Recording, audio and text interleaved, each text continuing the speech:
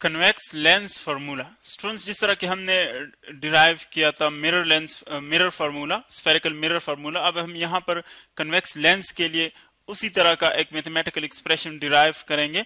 सो देखें, जो एक्सप्रेशन हमने डिराइव किया था उसको हम थोड़ा सा रिव्यू कर लेते हैं, जो कि तीन क्वांटिटीज को रिलेट करता है।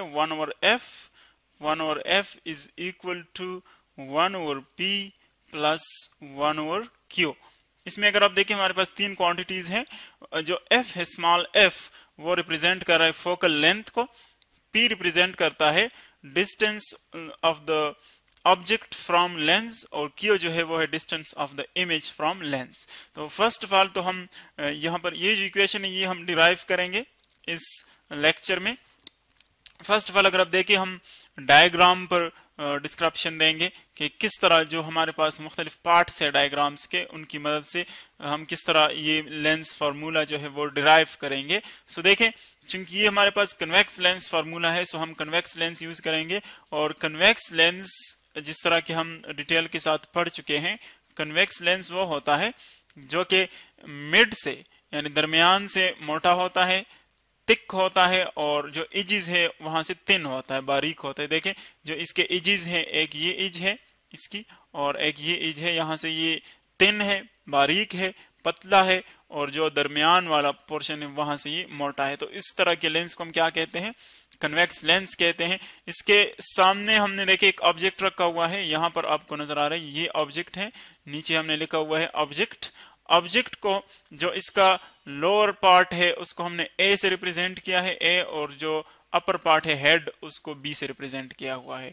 इसी तरह अगर आप देखें चूंकि ये इस प्रिंसिपल एक्सिस के ऊपर हमने परपेंडिकुलर रखा है, सो ये जो एंगल है ये वाला ऑब्जेक्ट और प्रिंसिपल एक्सिस का ये 90 डिग्री का बन रहा है। इसी तरह अगर आप देखें, हम यहाँ पर दो स्पेशल रेज लेंगे। स्पेशल रेज हमने पढ़ा था। स्पेशल रेज क्या है?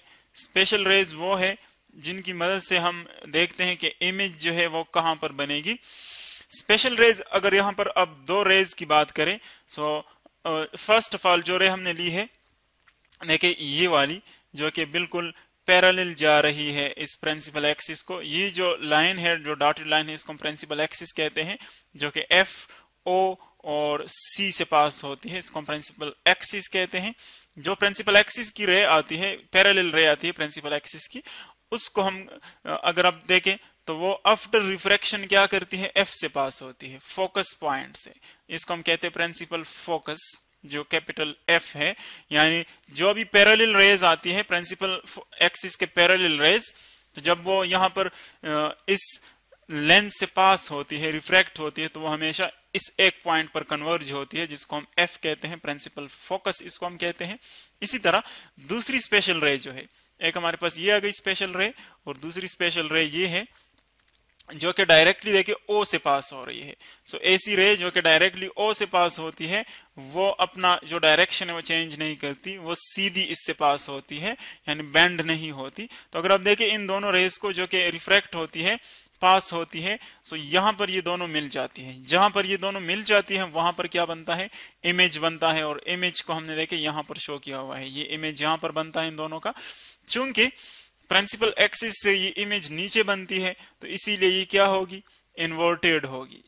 अगर ऑब्जेक्ट प्रिंसिपल एक्सिस से एक साइड पे है, ऊपर या नीचे, और इमेज उसकी दूसरी साइड पर बन रही, सो वो हमेशा इन्वर्टेड होगी, और ये हमारे पास रियल होगी, रियल इमेज होगी। और जो इसकी साइज है वो इसकी पोजीशन पर डिपेंड करता है, वो बड़ी भी हो सकती है साइज, इसकी कम भी हो सकती है।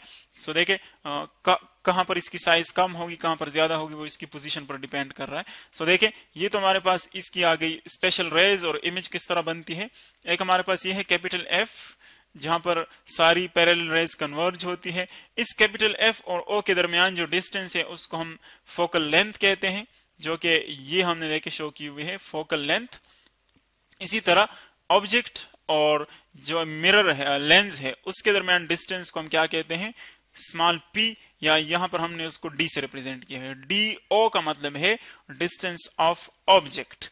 इसी तरह जो इमेज है, इमेज और लेंस के दरमियान जो डिस्टेंस है उसको हमने di से रिप्रेजेंट किया हुआ है, यानी डिस्टेंस ऑफ इमेज, या इसको हम क्यू से भी रिप्रेजेंट करते हैं। सो अब हम यहाँ पर स्टार्ट करेंगे इसकी डेरिवेशन के किस तरह इसको हम डिराइव करते हैं। फर्स्ट ऑफ ऑल अगर आप देखें दो ट्राइंगल्स, एक ट्राइंगल हमारे पास ये बन रहा है ओ, यहां से ओ से स्टार्ट कर ले, ओ ए और बी, देखिए ये एक ट्राइंगल बन रहा है ओ ए और बी।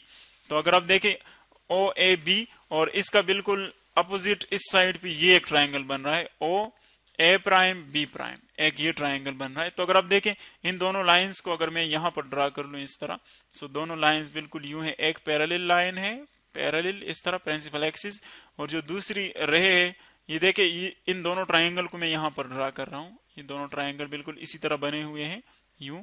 सो देखिए इन दोनों ट्राइंगल्स को अगर आप देखें, चूंकि इमेज और ऑब्जेक्ट दोनों परपेंडिकुलर है, सो इसीलिए ये एंगल इन दोनों में क्या है, सेम है, दोनों 90-90 के हैं। ये भी परपेंडिकुलर है ऑब्जेक्ट और जो इमेज है वो भी परपेंडिकुलर बन रही है प्रिंसिपल एक्सिस के, सो ये दोनों एंगल 90 के होंगे। और देखें क्योंकि ये दो पैरेलल नहीं सॉरी सीधी लाइंस है, स्ट्रेट लाइंस है, एक दूसरे को इंटरसेक्ट करती है। सो जो यहाँ पर दो अपोजिट एंगल्स बनती है उनको हम क्या कहते हैं, वर्टिकल एंगल्स। जब भी दो लाइंस आपस में इंटरसेक्ट करती हैं इस तरह, सो जो एंगल्स अपोजिट बनती है उनको हम क्या कहते हैं, वर्टिकल एंगल्स। सो वर्टिकल एंगल्स हमेशा क्या होती हैं, वो इक्वल होती है मैग्नीट्यूड में। सो इसका मतलब है कि ये दोनों एंगल्स भी इक्वल है, ये दोनों भी इक्वल है, 90-90 है। तो अगर दो ट्राइंगल्स में से दो एंगल्स जो है वो इक्वल है, तो इसका मतलब है कि थर्ड एंगल भी इक्वल ही होती है, क्योंकि इन तीनों एंगल का सम जो है हमारे पास वो 180 डिग्री के इक्वल होता है। सो इसीलिए अगर दो एंगल्स इक्वल हैं तो इसका मतलब है कि थर्ड एंगल भी उतने एक दूसरे के इक्वल होगी। तो अब अगर आप देखें इन दोनों ट्राइंगल्स को, एक हमारे पास है triangle O A B, triangle O A B, and दूसरा क्या है, triangle O A prime B prime. अब ये दोनों क्या है, क्योंकि सिमिलर ट्राइंगल है, अभी हमने कहा कि इसमें एक जो हमारे पास है एंगल वाला, ये वाला एंगल ए यानी O A B angle O A B, ये भी 90 है। अगर आप इस ट्राइंगल में देखें ये वाली एंगल ये 90 है, एंगल ओ ए बी, और ये इक्वल है किसके, एंगल ओ एंगल का साइन यहां पर पुट करते हैं ओ ए प्राइम बी प्राइम, ये भी 90 का है। सो दोनों एक दूसरे के इक्वल होते हैं, क्यों, क्योंकि दोनों 90 डिग्री के इक्वल है, इसीलिए दोनों हमारे पास क्या है, इक्वल एंगल्स है। अब इसी तरह जो दो अपोजिट एंगल्स है, ये वाली एक ये एंगल और एक हमारे पास ये एंगल बनती है, तो इनको अगर आप देखें एंगल ए ओ बी वो इक्वल है किसके, angle A prime O B prime, ये दोनों भी इक्वल है, क्यों, क्योंकि अपोजिट वर्टिकल एंगल्स है। और अभी हमने पढ़ा कि अगर दो लाइंस आपस में इंटरसेक्ट करती हैं, सो वहां पर जो अपोजिट एंगल्स बनती है वर्टिकल एंगल्स, वो हमेशा क्या होती है, इक्वल होती है, वर्टिकल एंगल्स। सो अगर दो एंगल्स इक्वल है तो इसका मतलब है कि थर्ड एंगल भी इक्वल होती है। और फिर हम कहते हैं कि ये जो हमारे पास ट्राइंगल्स है, ट्राइंगल्स ये क्या है, ट्राइंगल्स आर सिमिलर।